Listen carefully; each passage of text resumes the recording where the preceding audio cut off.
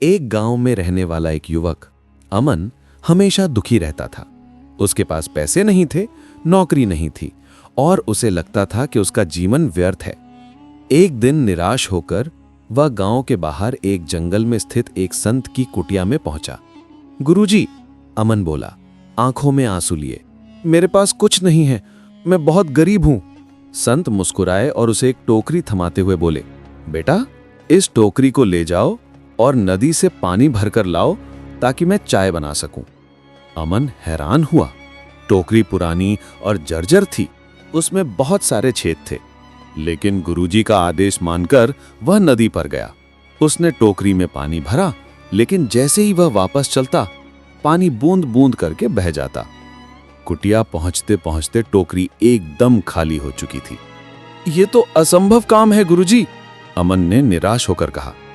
संत ने फिर से वही मधुर मुस्कान बिखेरी, तो फिर एक बार और कोशिश करो, बस इस बार रास्ते का आनंद लेना।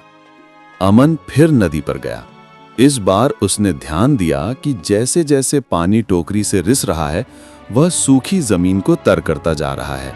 उसने देखा कि चौरास्ते के सूखे पौधे इस पानी की बूंदों से तरोताजा हो रहे हैं, छोटे छोटे फूल खिल उठे हैं। उसने चिड़ियों का मधुर स्वर सुना और हवा के ठंडे झोंकों को महसूस किया। इस बार जब वो कुटिया पहुंचा तो ठोकरी फिर से खाली थी, लेकिन अमन के चेहरे पर एक अलग ही चमक थी।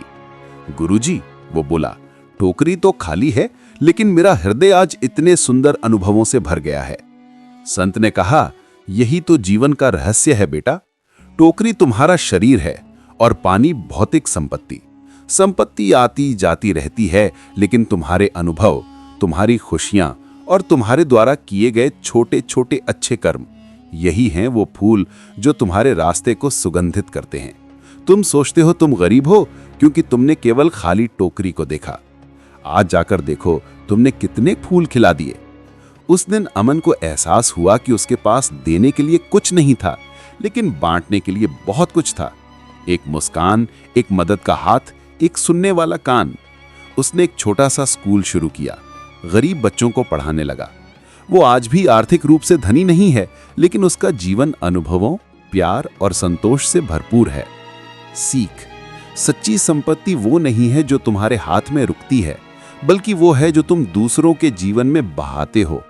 तुम्हारा मूल्य तुम्हारे बैंक बैलेंस में नहीं, बल्कि तुम्हारे दिल की समृद्धि में है।